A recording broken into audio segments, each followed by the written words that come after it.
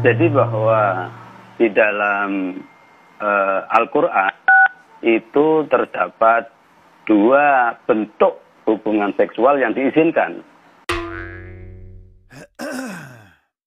Yang pertama itu hubungan seksual dalam kerangka perkawinan. Yang kedua hubungan seksual dalam kerangka milkul yamin.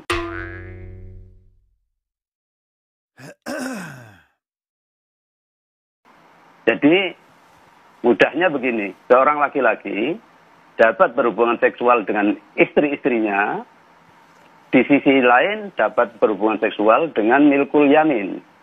Milkul yamin bukan atas dasar akad perkawinan, tetapi atas dasar akad ihsan atau komitmen untuk berhubungan seksual. Nah, ini ada di dalam surat Al-Mu'minun misalnya ayat 6 itu dikatakan illa ala azwajihim aw ma malakat aymanuhum.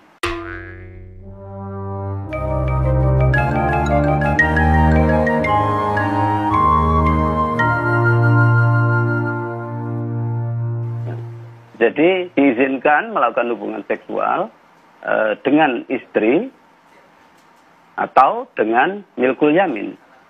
Siapa milkul yamin? Ya adalah partner seksual selain istri, gitu.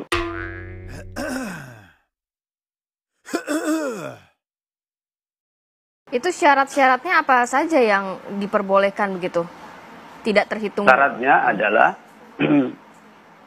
seorang perempuan tidak bersuami, ya. Kalau orang perempuan, kalau seorang laki-laki bebas, lajang atau beristri boleh. Nah, tentu sudah dewasa, berakal sehat. Nah, kemudian tidak dilakukan secara zina. Zina di sini yang dimaksud oleh Syahrul adalah hubungan seksual secara terbuka atau eksibisionis. Sementara di tempat tertutup atau eksklusif adalah halal, ya boleh.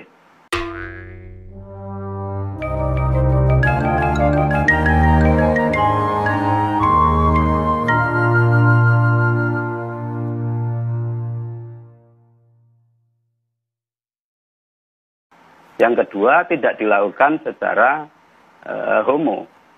Yang ketiga, tidak dilakukan dengan mantan istri bapak atau ibu tiri. Ya. Yang berikutnya adalah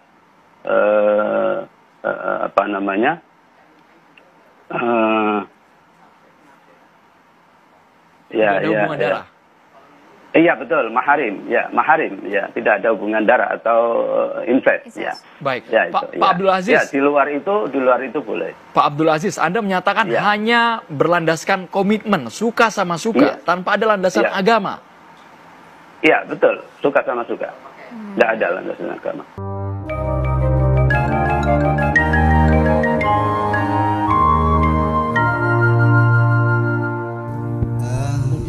Sebelum saya mengurai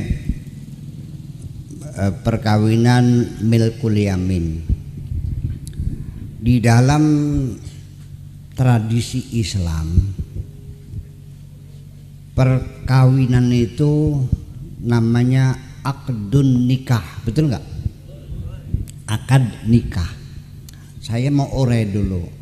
Akada itu, akdun itu artinya kontrak, transaksi, MOU, betul nggak? Jual beli, akad. An-nikah itu bahasa Arab, maknanya al-wat'u. Al-wat'u itu adalah dukhulu zakari fil farji, seksual penetrasi namanya. Oke?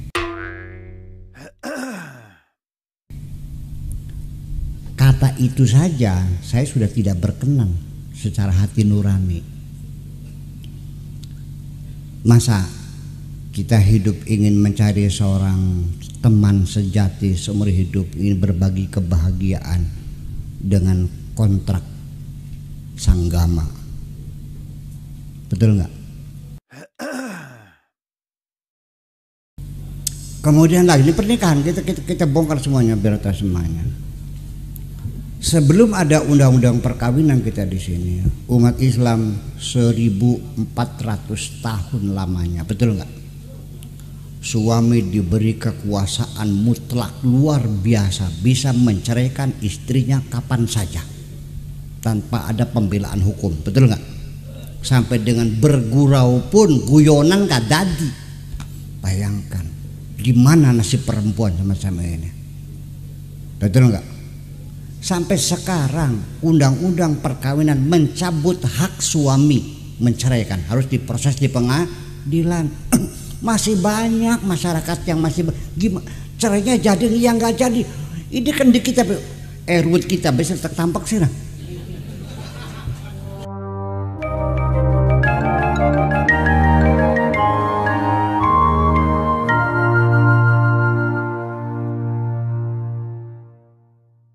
Dulu Islam membolehkan kawin anak-anak dikawinkan sah. 4, 5 tahun, 9 tahun dikawinkan sah. Kita cabut, kita batasi. Ini manusia bukan binatang. Ya kan? Kawin paksa dulu 1400 tahun diperbolehkan kawin paksa asal perawan dan walinya wali mujbir, bapak kandung. Itu suka tidak suka dianggapnya sah. Bayangkan gimana nasib umat Islam. Kita bikin undang-undang perkawinan di sini. Itu pun di demo besar-besaran kok. Maunya apa sebetulnya ini? Ini persoalannya. Jadi orang tuh kalau sudah namanya isu agama itu sepertinya seperti kayak wis yakin majeng surga kah? Ini budaya. Paham nggak? Ini budaya. Nah, jadi itu disertasi doktor di Sunan Kalijaga. Ini isu itu sudah lama sebetulnya, sejak mulai tahun 71 saya di Irak juga sudah muncul ide semacam itu ya. Tapi tetap saja pada akhirnya kajian macam itu kita tidak jujur kalau kita tidak melalui jalur kajian antropologi. Paham nggak?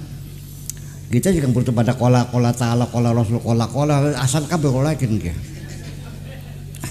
Iya.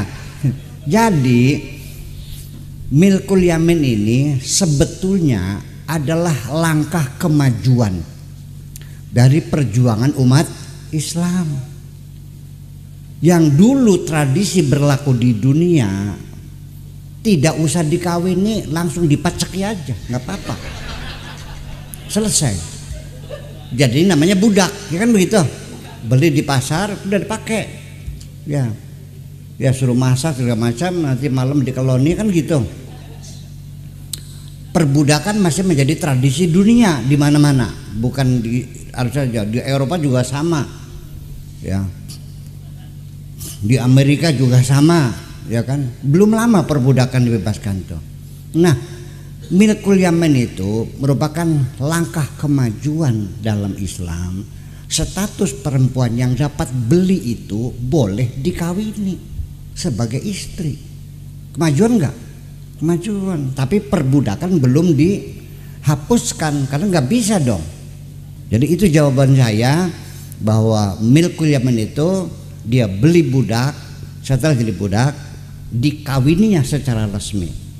Dalam Al-Qur'annya wa in khiftum alla ta'dilu fawahidatan wa in khiftum alla ta'dilu la wa in khiftum alla tuqsitu fil yatama fankihu ma taba lakum minan nisa'i masna wa thulatha wa ruba'a wa in khiftum alla ta'dilu fawahidatan. Kalau kamu tidak kira-kira tidak bisa berbuat adil dengan istri-istri itu, maka sebaiknya satu saja. Kita bangga menghafal Al-Quran tapi tidak memahami Al-Quran. Senang mengulang berbahasa Arab tapi tidak mengerti bahasa Arab. Suka membaca Al-Quran tapi tidak memahami maknanya. Akhirnya apa? Menjadi keledai di Indonesia.